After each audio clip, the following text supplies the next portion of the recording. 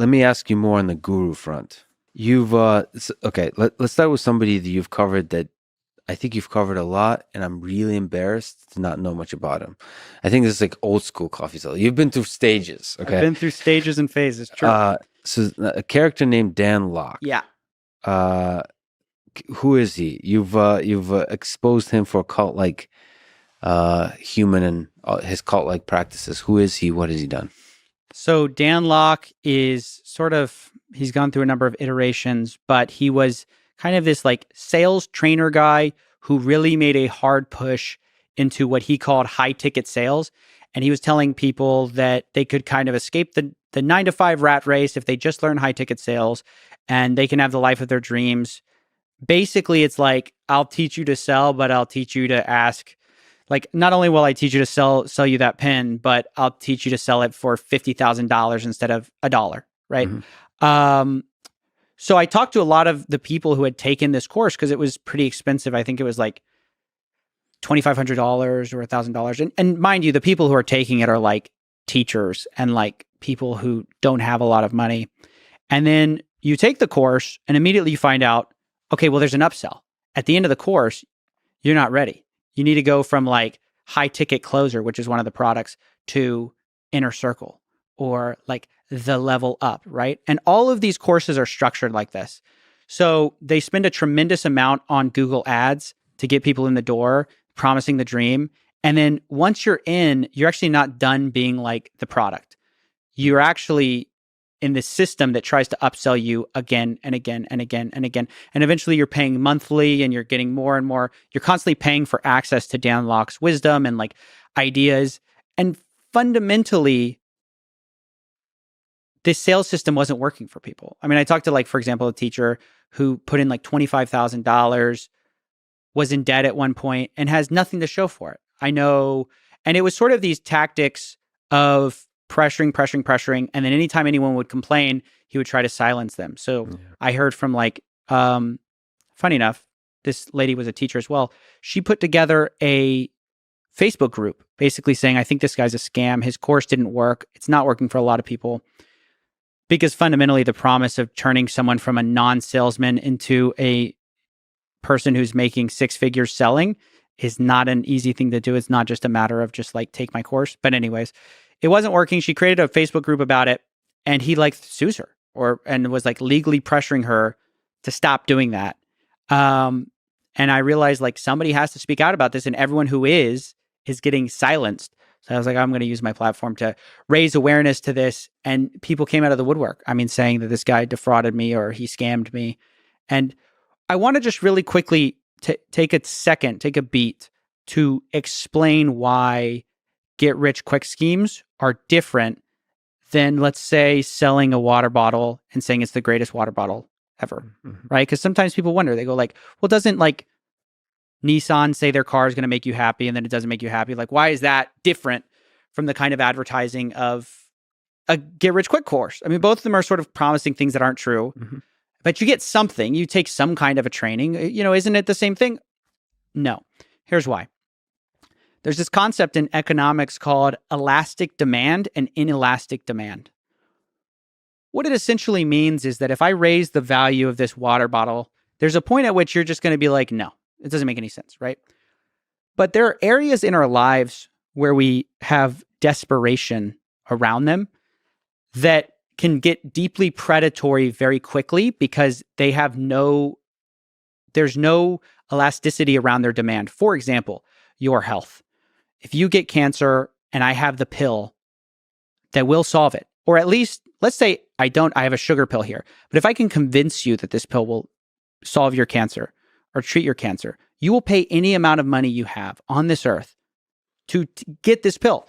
But obviously that gets really predatory really quick because selling something that isn't real is almost as compelling as selling something that is real, right?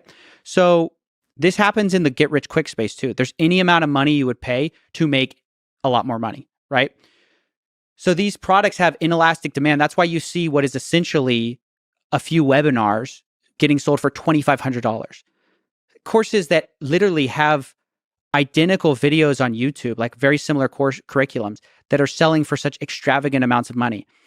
And I think there can be comparisons made to college because obviously there's similar like questions about benefits.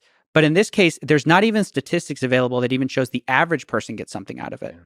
That's true of like, if you go to college, your average income will improve, right?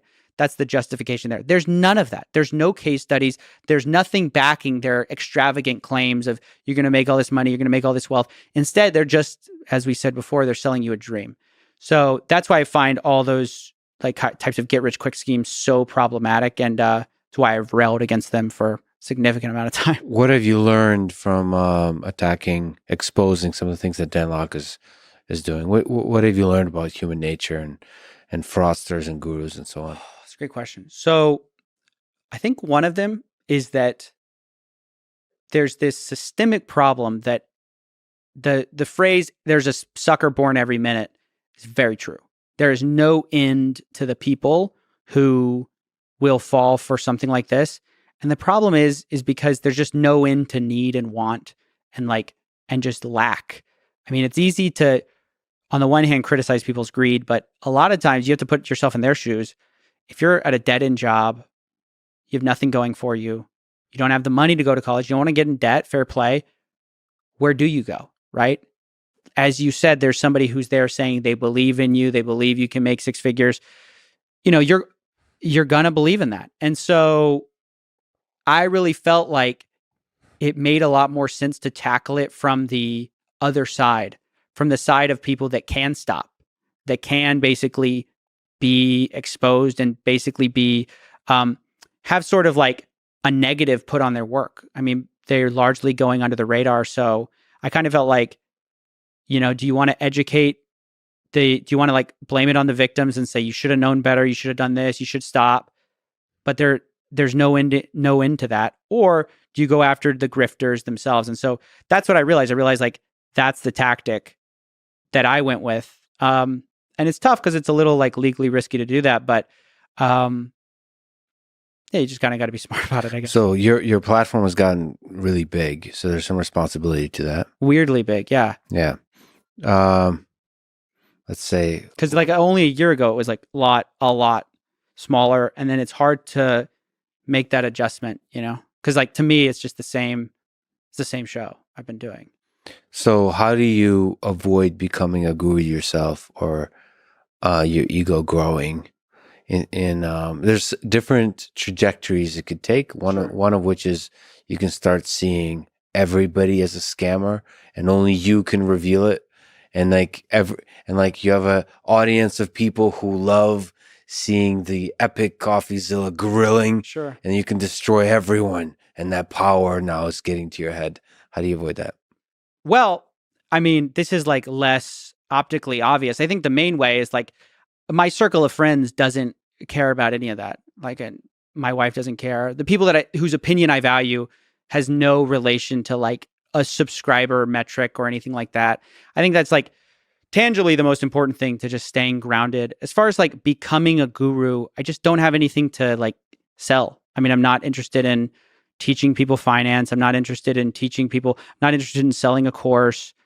And I've kind of given myself a hard line on that, which I think has helped me a bit, is there's a temptation to go, well, I can tell what's a scam, so let me tell you what's not a scam.